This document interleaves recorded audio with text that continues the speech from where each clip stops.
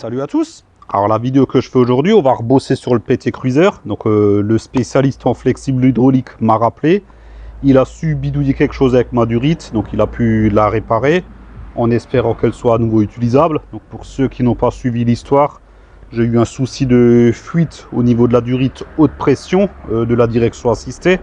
Et il s'avère que c'était une micro fissure au niveau de la collerette qui fait la jonction avec le boîtier de direction sur la crémaillère. Je vous mets le lien en haut quelque part là vers la vidéo, comme ça vous pouvez voir. Donc là, sans plus attendre, on va voir ce que le spécialiste a fait avec ma durite. On va la monter, on va refaire le remplissage, une purge, et on espère, je dis bien on espère, enfin moi surtout j'espère que c'est enfin étanche, parce que comme dit, j'ai vraiment besoin de cette voiture en ce moment. Bon, sans plus attendre, on va aller examiner la durite, puis on va la monter. C'est parti.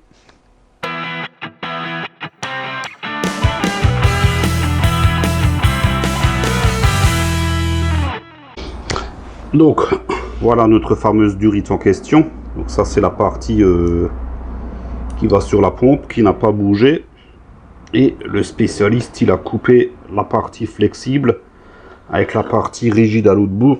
Et il a remplacé par un flexible complet. Il a galéré pour retrouver un morceau avec une collerette de la même taille que la mienne. Mais finalement il a trouvé, et l'avantage de ce morceau c'est qu'il n'est plus en aluminium mais il est en acier, donc je pense qu'il va durer un petit peu plus longtemps. Par contre, petit inconvénient, c'est pas exactement le même, donc la vis a un petit peu de mal à tourner dessus. Bon, ça tourne, hein, c'est pas le souci, ça tourne, mais c'est pas du 100%, donc faudra quand même que je fasse attention au moment de le mettre.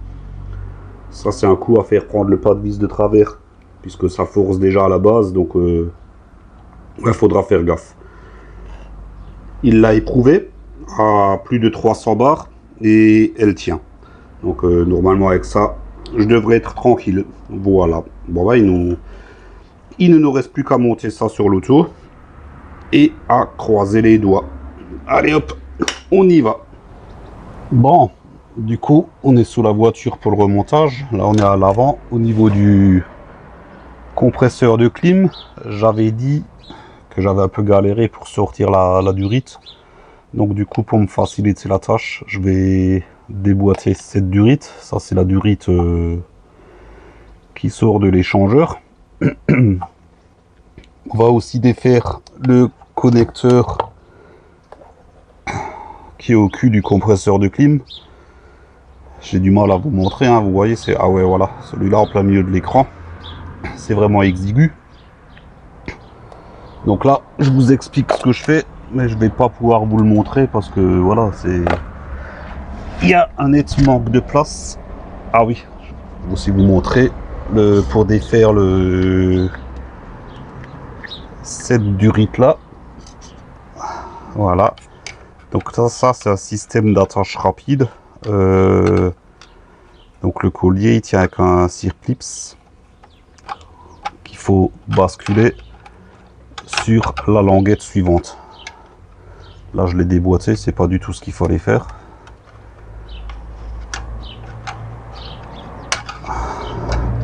Il y a en fait à l'avant un ergot pour qu'on puisse passer à tournevis et le tirer en arrière. Mais à cause de la durite de refroidissement là, j'ai un peu du mal. Et la durite de toute façon repousse le circlips en avant. Enfin, je vais déjà enlever le connecteur. Vous avez vu le principe pour défaire ce clip, donc je vais m'occuper à faire ça. Parce que vous pouvez voir un minimum, ça va pas être évident.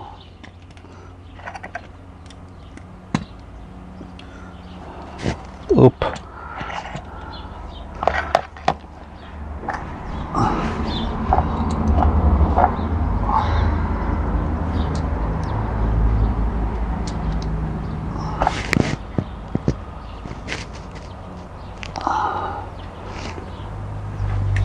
Voilà, peut-être comme ça, vous allez voir mes mains.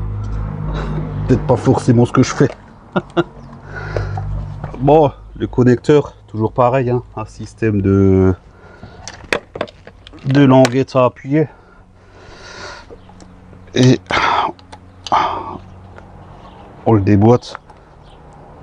Celui-là, il est bienvenu. Ensuite,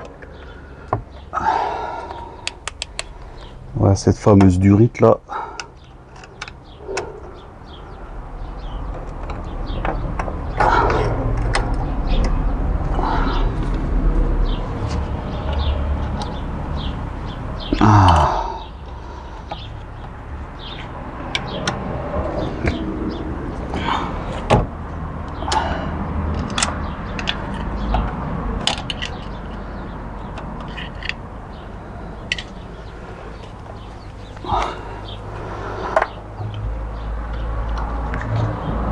Voilà, là c'est bon.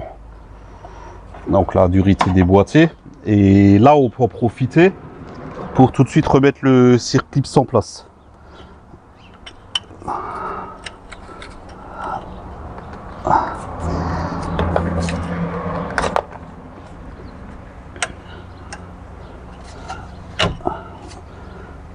Voilà, puisque la durite, elle tient avec... est-ce qu'on peut... Hop, je vais vous bouger, je vais vous montrer. Hop. En fait, elle tient avec ces petits ergots. Il y en a un là, il y en a pareil de l'autre côté. Et c'est ces ergots là, grâce aux joints toriques, qui viennent dans les encoches ici. Et c'est le circlips qui retient la durite. Voili voilou. Hop.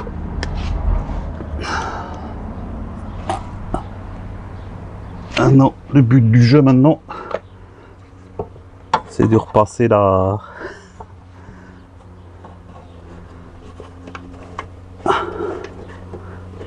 durite de la clim, de la DA. J'appréhende un peu parce que quand je vois comment j'ai galéré pour la sortir. Quoique maintenant j'ai viré cette durite là.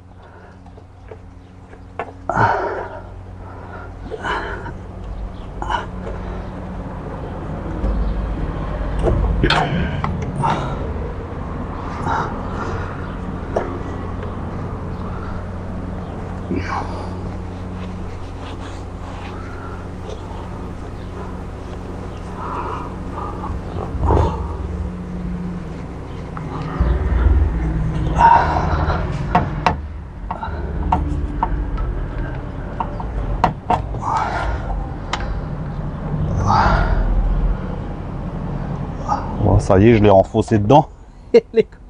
Elle est coincée. Ah non, c'est bon.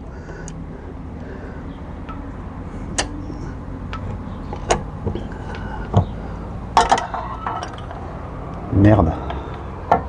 Ah, du coup, je sais plus si elle passait devant ou derrière le tuyau du compresseur de clim. Je crois que c'était devant.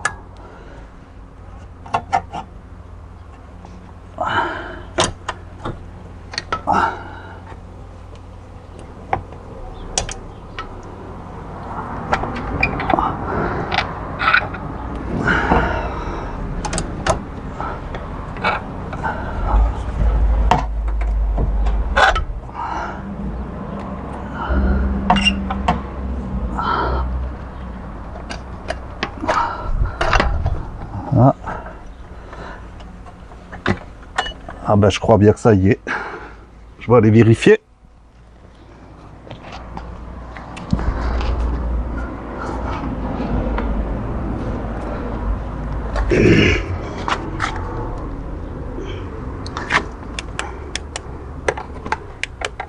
Ouais, c'est bon. Mon raccord il est de nouveau là, au niveau de la poulie. Donc là, la durite est en place. Donc là, dans l'immédiat, pour ne plus qu'elle bouge, je vais déjà lui remettre la petite vis de maintien. Donc à savoir que comme il m'a mis un morceau flexible jusqu'au bout, du coup je n'ai plus Les deux pattes ici, elles n'y sont plus.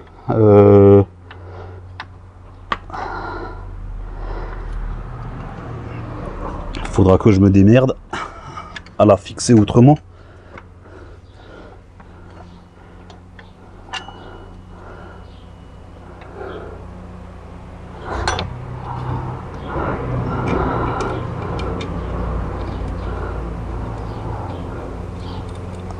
Voilà, je mets la pisse histoire que là ça ne bouge plus, mais je ne la serre pas. Voilà, maintenant on va repasser sur le côté et on va fixer le raccord au niveau de la pompe. Hop. Donc là, je vais vous montrer. C'est tout là derrière, voilà.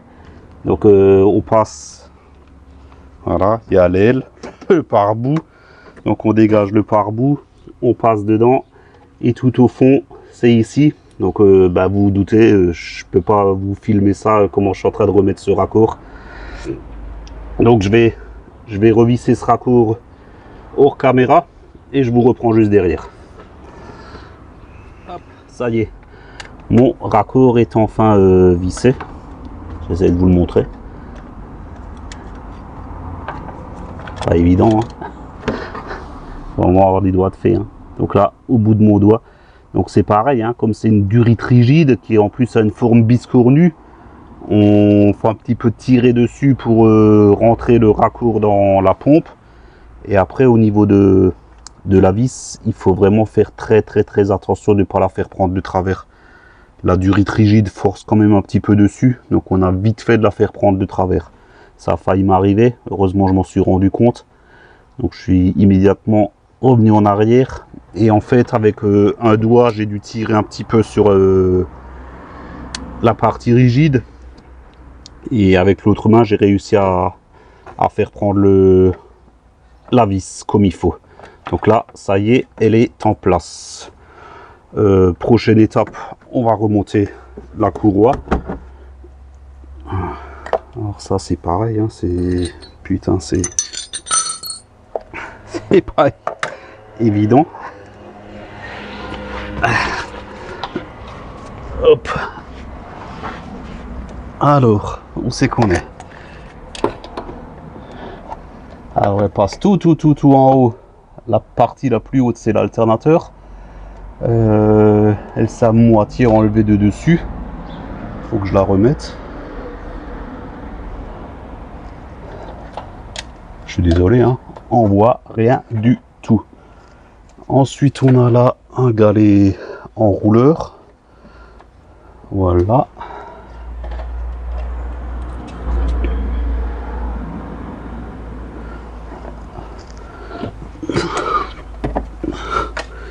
Et maintenant en fait il faut prendre toute cette partie là, l'enrouler autour du compresseur de clim et la faire prendre à l'envers sur la poulie ici. Donc ça c'est la poulie qui fait pompe à eau et pompe de direction assistée en même temps. Et le tendeur il est juste ici. Pareil, impossible à montrer, hein. Qu'il faut agir avec une clé plate en haut de 14, ouais c'est ça, 14. Donc qui fait que ce galet là il se détend, on peut tout mettre en place et on relâche. Je vais chercher 2-3 outils. C'est parti. J'ai déjà mis ma clé plate de 14 sur le tendeur. Pour tirer dessus, il faudra utiliser une clé à l'œil. Clé à œil. Comme ça, histoire d'avoir plus de force. Voilà. Je ne la mets pas pour l'instant. Là, je vais monter ma courroie. Hop.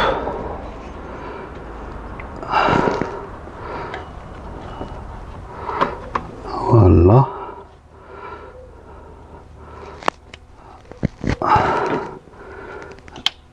Voilà. Là, tout est prêt. Et on y va pour la mise en place. Voilà. Là, elle est en place. Je l'avais bougé un petit peu sur le galet tendeur. On vérifie qu'elle est en place partout et on relâche. Et voilà.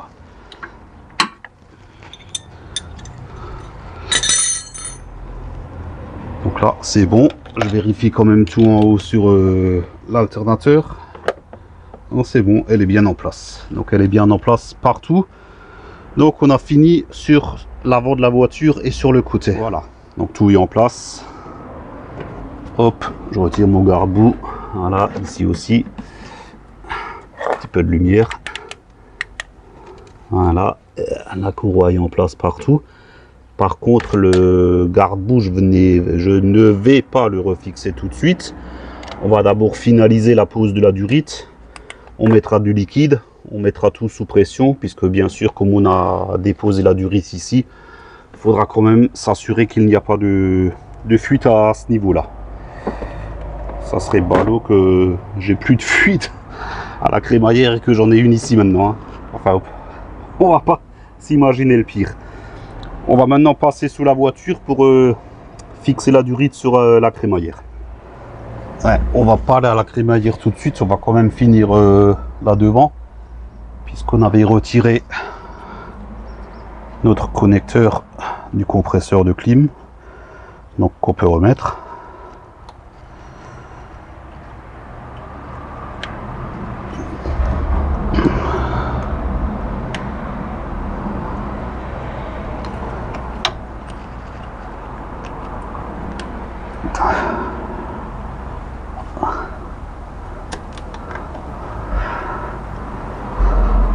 S'il veut bien y aller.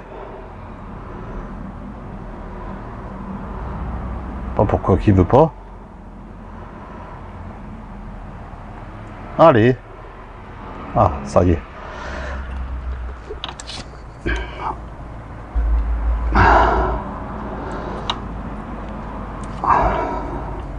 Donc celui-là, c'est bon. Et notre durite. Donc bien faire attention de bien remettre le... Bah là, vous ne le voyez pas forcément, hein, c'est trop exigu. Mais le petit clip que je vous ai montré tout à l'heure, qui soit bien en place. Et la durite, il suffit juste de l'emboîter et de la pousser fort.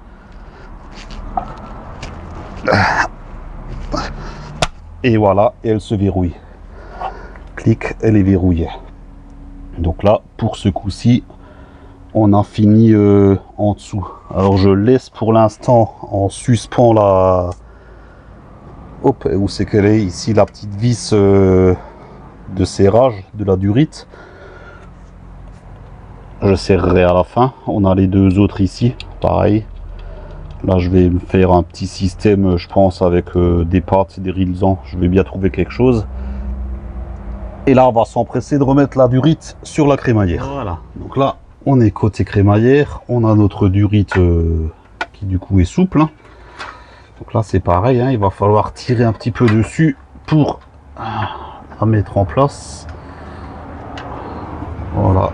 Elle y va bien quand même. Et le plus dur maintenant, ça va être de... Je sais pas si on le voit, mais la durite souple, du fait qu'elle tire dessus, puisqu'avant il y avait un coude, là ça part quand même relativement droit, mais du fait que ça tire dessus, par défaut la vis se présente de travers. Donc il faut vraiment faire gaffe en la vissant. C'est vrai qu'avec la durite rigide, c'était droit par défaut quoi. Là c'est pas évident. En plus, comme je vous l'ai expliqué tout à l'heure, la vis a un petit peu de mal à tourner sur la durite. C'est vraiment pas évident. Ah putain. Je vais pas y arriver.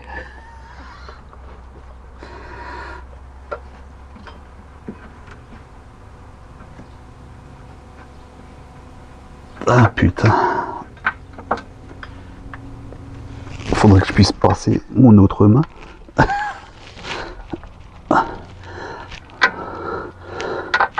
Ah, j'ai mes deux mains devant. Pas le choix. Hein.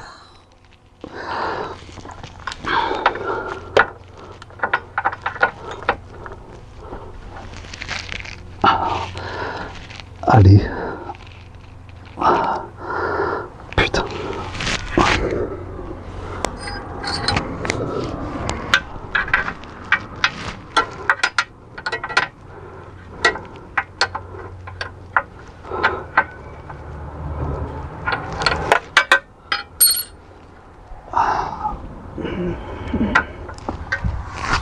J'arrive pas. Je n'y arrive pas.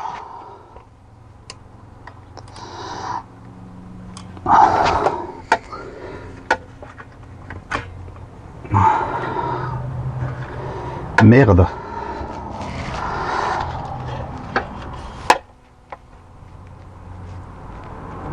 J'ai quand même là.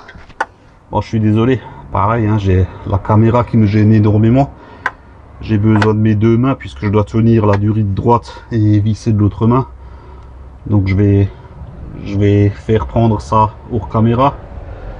Et puis je vois pour vous récupérer plus tard.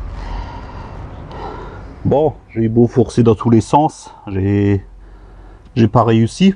Alors du coup j'ai redescendu le flexible. La vis, je l'ai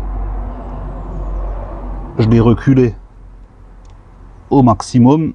Et puis avec ma Dremel, j'ai légèrement meulé ici, tout autour.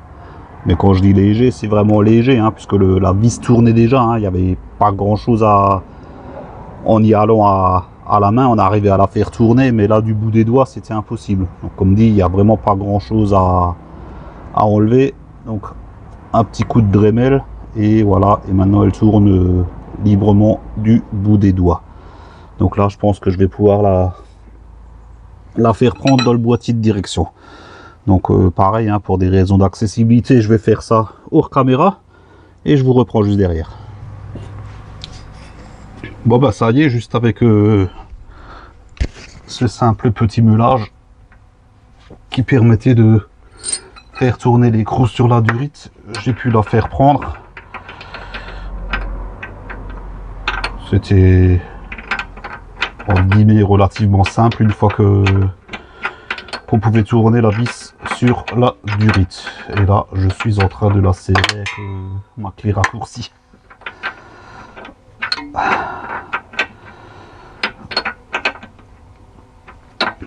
Voilà, là, on arrive au bout.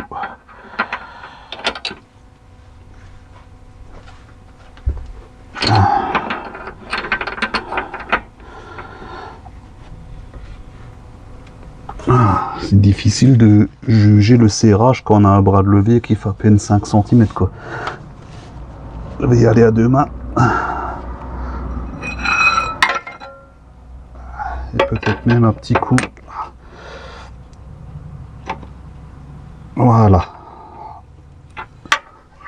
Et là, notre durite est en place.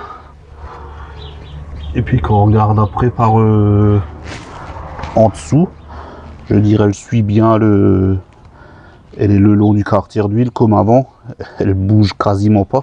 Je crois que j'ai même pas besoin de la fixer. Au pire, je donnerai juste un petit rilsan. Oh merde, on voit pas, il fait sombre. Est-ce qu'on voit comme ça? Je ne sais pas. Putain. Tu parles de conditions pour bosser quoi. Ouais, au pire, je lui donnerais peut-être juste un rilsan à cet endroit-là. En fait, elle passe juste à côté de la durite rigide qui rentre dans la crémaillère. Donc peut-être juste ici, je vais les accrocher ensemble les deux. De toute façon, ça ne bouge pas. Et puis ça évitera les frottements aussi, parce qu'elle est vraiment contre là. Donc c'est possible qu'avec les vibrations, ça frotte. Le fait de la plaquer entièrement contre devrait arranger les choses. Et ici, bah, je serrerai juste les vis dans le carter. Là, je vais les laisser. Je vais juste les serrer sans coulier, sans rien. Et ça devrait le faire. Faudra juste que je pense à serrer la vis devant au bout qui tient la pote. Voilà. Donc là, notre durite est en place. Je pense qu'on peut passer au remplissage. Allez hop, on est parti pour le remplissage. Donc là, rien de compliqué, hein, suffit de verser. Et faire attention que ça déborde pas. C'est ça le plus dur en fait, parce que je vois pas le fond.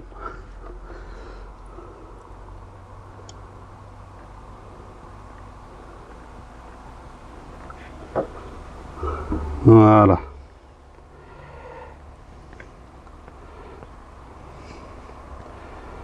Bon, c'est plein. On va mettre en route. On va passer en dessous. Et on croise les doigts. Je vous emmène avec moi. Comme ça, on découvre ça en même temps. Allez hop, c'est parti. Donc ça y est, là on est en dessous. C'est l'instant de vérité. Vas-y, démarre.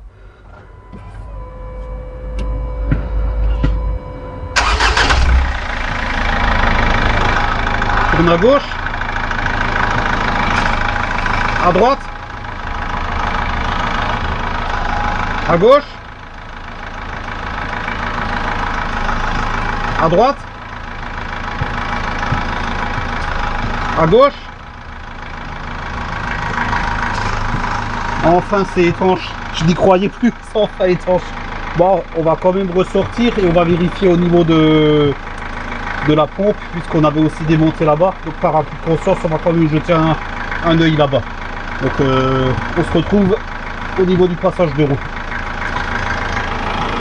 Le moteur est tournant. Il y a la courroie qui tourne, donc il faut quand même faire attention. Vas-y, tourne à gauche. À droite. À gauche. Bon ben c'est parfaitement étanche. Donc ça y est, mon PT est enfin réparé. C'est bon, tu peux éteindre. Eh ben, il revient de loin. Allez hop. Il me reste plus qu'à remettre mon passage de roue, remettre la roue en place. Et puis c'est reparti. Il va reprendre du service. Allez hop, on remonte ce passage de roue. Donc il tient juste avec 3 petites vis.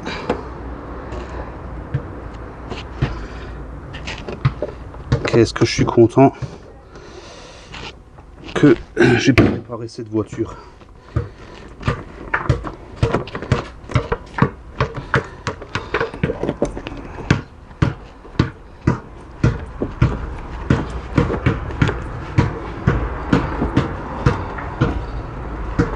Petite dernière. Et voilà. Bon, avant de remonter la roue, je vous montre quand même le prochain boulot sur le PT là. Admirez-moi cette belle rotule qui est au bout de sa vie. Et elle a un sacré jeu. Je peux pas tenir la lampe et vous montrer en même temps là, mais je peux vous assurer que ça claque bien quand on passe les bosses, les trucs comme ça. Donc prochain boulot là-dessus, changement du bras de suspension. Mais bon, ça n'empêche pas de rouler pour l'instant. Et puis surtout, il peut enfin de nouveau rouler sans me pourrir mon pavé. Et ça, c'est génial. Parce que comme dit, en ce moment, on a vraiment besoin de cette voiture.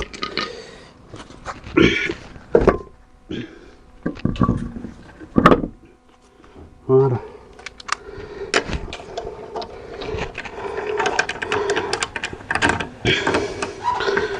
J'ai qu'une roue à mettre là. J'ai la flemme de sortir le compresseur, la clé à choc, tout le bordel. Ça c'est pareil, hein, une fois que je serai dans mon atelier, je serai plus emmerdé avec ça. Hein. Il y aura un dévidoir.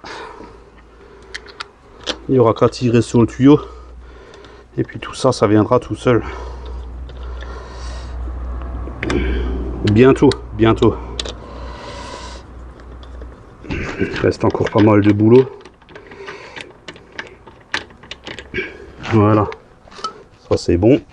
Un petit coup de cliquet vite fait, voilà. On va la poser au sol. Je vais la serrer au couple à l'aide de la clé dynamométrique. Je vais faire ça hors caméra. Et nous on se retrouve juste derrière pour le débriefing. Allez hop. Bon, maintenant que Mémère a stoppé toutes ses fuites, il va falloir s'occuper de toutes ces tâches. Partout, partout, partout. J'ai des tâches partout. Ici, partout. Là, là, là, là, là, là. Je vous explique même pas en dessous de la voiture. Elles sont en dessous, c'était carrément la flaque. Pareil, quand je veux reculer pour me garer. Partout, partout, partout. Donc il faut maintenant nettoyer tout ça. Bon, ça va encore, c'est de l'huile hydraulique, donc ça part relativement bien. Bon bah ça y est, Mémère va reprendre du service. Il était enfin temps. Donc elle revient de loin. Je suis bien content que ça se termine comme ça par une réparation. Donc il aura quand même coûté moins cher qu'une durite neuve. Hein. Donc pour rappel, cette durite se trouve sur internet. Je précise bien sur internet au prix minimum de 300 €. Donc j'imagine même pas le prix en concession. Là je l'ai fait réparer. Même si ça reste une bidouille, ça m'a quand même coûté 120 €. Mais bon, si on relativise, c'est quand même 3 fois moins cher qu'une durite neuve. Ça a été quasiment du plug and play. Hein. Je veux dire, franchement, si l'accès avait été un peu mieux, j'aurais pas eu besoin de meuler un petit peu autour au niveau de la partie rigide. Donc ouais, c'est une réparation qui tient la route. Donc je suis content d'avoir pu la réparer à moindre frais. Et puis là, elle est repartie pour de nombreuses années de service. Donc comme dit, hein, un bras de suspension à changer, ça fera l'objet d'une prochaine vidéo. Voilà, donc là, elle est repartie pour travailler un petit peu encore. Voilà. Donc si cette vidéo vous a plu, mettez un pouce en l'air, c'est sympa, ça fait plaisir. N'hésitez pas à vous abonner si ce n'est toujours pas fait. Pensez à activer la petite cloche, sinon ça sert à rien. Et puis comme d'hab, hein, la liste de tous les outils que j'ai utilisés en bas dans la description. Moi je vous dis ciao, à la prochaine.